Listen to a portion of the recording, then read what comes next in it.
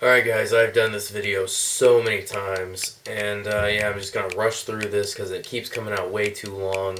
So, yeah.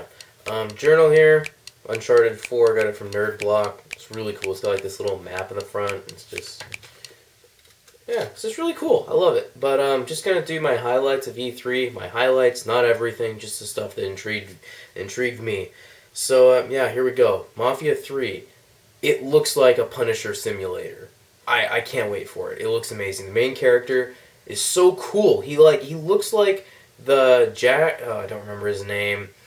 Man, the Daredevil Netflix TV show version of the Punisher. It looks like that Punisher. That's what the main character in this looks like, and I can't wait.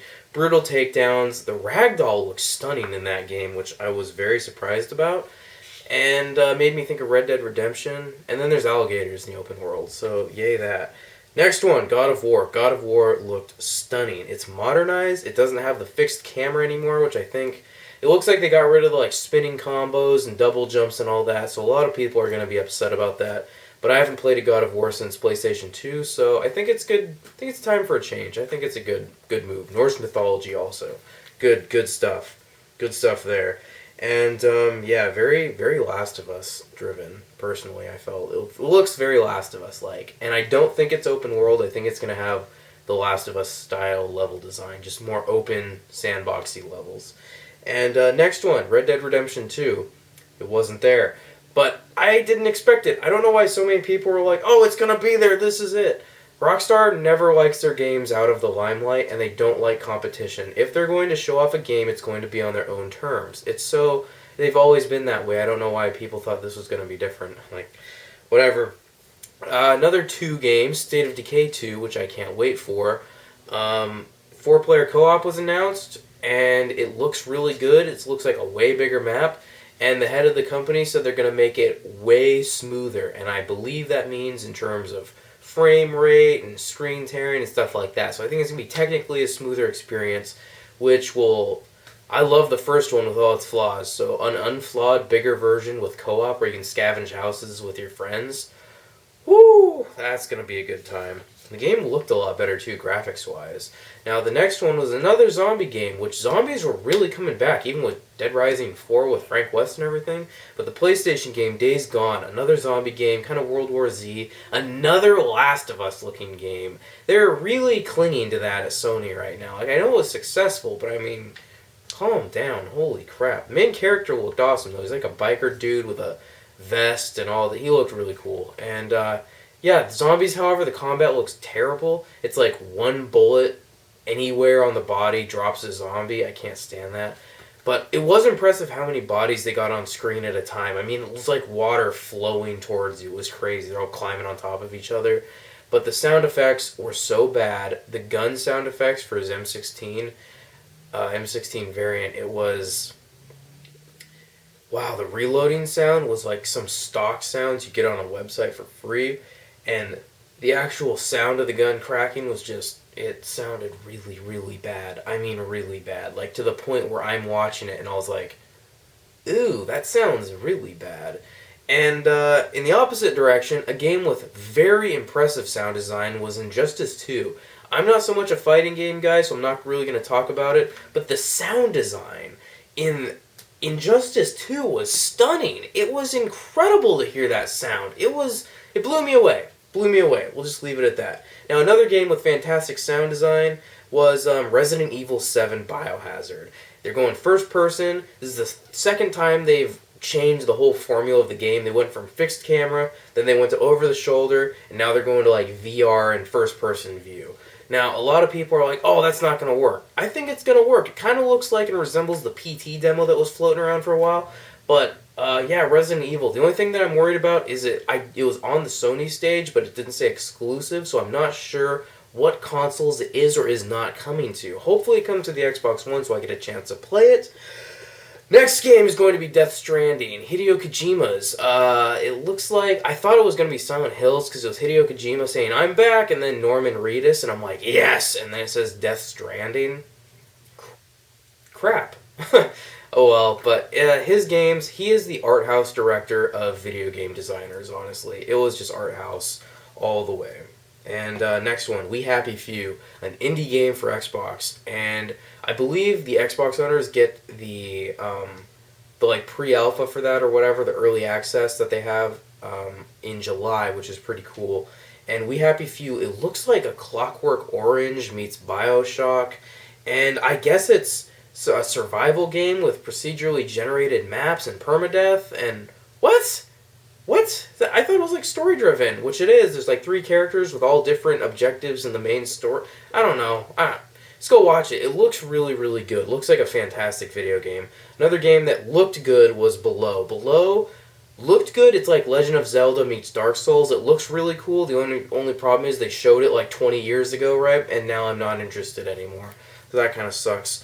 But Cuphead, I really hope I don't lose interest in that. They added platforming levels. Can't wait for Cuphead. That looks really fun. Ghost Recon Wildlands, that is my most anticipated game without question. I cannot wait to play that. Open world is gigantic. Tactical Ghost Recon gameplay made me think of Ghost Recon 2, but open world, co-op, and a lot of the emblems and stuff in the game looked like Advanced Warfighter. Ooh, that just looks like a really good game. I can't wait for that. Game looked beautiful, and it was so huge. Like, they're just fields that just went on forever. It was really cool to see a game that looked that good. And on to the last few things. Hang in there, we're almost done. Xbox controllers. You can now design your own in color schemes. Like, get the battery pack one color, get this another color, the buttons blacked out or something. Get your name, like, laser etched into the controller or something. That is cool. You did that on an Xbox website, then they mail it to your house. I will be doing that. That's so cool. I really want that. I really want that. That's very cool. Then the next one was the Xbox One S, which will be coming out this year. It's a 40% smaller and more powerful Xbox One. It's white, but the power brick is inside the console. Finally! Why did it take so long for us to decide, hey, you know what? The power brick kind of sucks. Maybe we stick it in the console instead of having it stuck to the power cord. It's this huge, ridiculous hassle when you're trying to do... You get the point. Next one. Next year, they'll be releasing the Xbox Scorpio, which is a 4K console, one of the really powerful ones.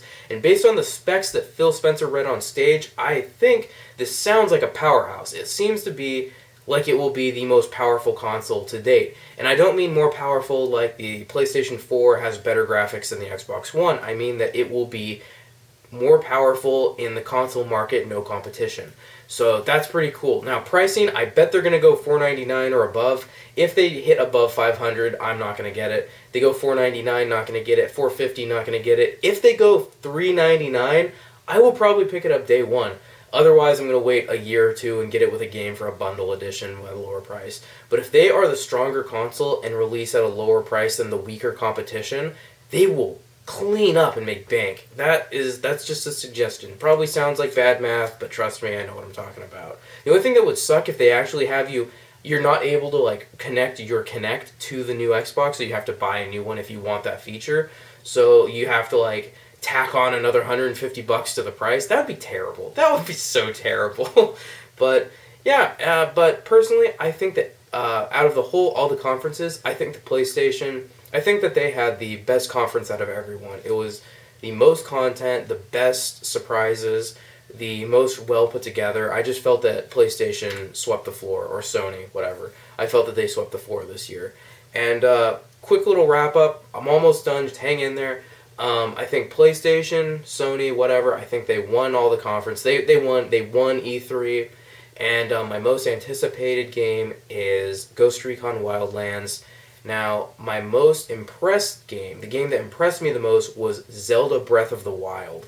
Nintendo went to the conference only bringing 2 things. That was Pokemon Sun and Moon and Zelda Breath of the Wild. Breath of the Wild looks amazing. I couldn't believe it. I was just floored. I've recently gotten into Zelda, and I'm playing through the NES one right now. And, yeah, it looks stunning. It looks absolutely unbelievable. It's beautiful. It's like the cel-shaded sort of anime 3D done art design, and it looks like it's going to be another timeless art design, much like Wind Waker was for the GameCube and the Wii U, that this is going to be for the Wii U and the NX, which they said is going to be for both. So I think the art design is fantastic. The style and look of it looks very fun. It looks very good. They're taking Link in a new direction while keeping it based in its roots. I found that to be a theme sort of with the Resident Evil and a bunch of other games where they're kind of like God of War also, where they're coming in with a new idea but keeping the classic formula but just twisting it a little bit. It was a very common theme I noticed. But the mechanics of the new Zelda game are what impressed me so much is because Link can climb now. He can climb mountains and trees. You can roll boulders with real-time physics and stuff. And you can chop down trees. Trees will fall and make like a bridge over a cavern or something, some big chasm that you can crawl over. You can break the trees apart for firewood, make a fire pit, and like cook food and stuff. You can collect enemy weapons and armor and wear them, and they degrade over time. And you can break them. And I think that's why the Master Sword is going to be so great. I bet it'll be invulnerable to breaking and such.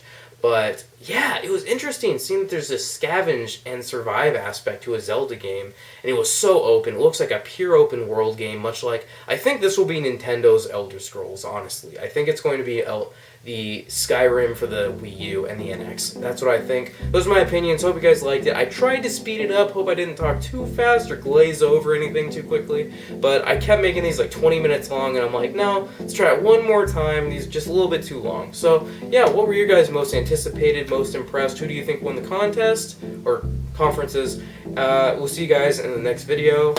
Hope you guys have a good one. Peace.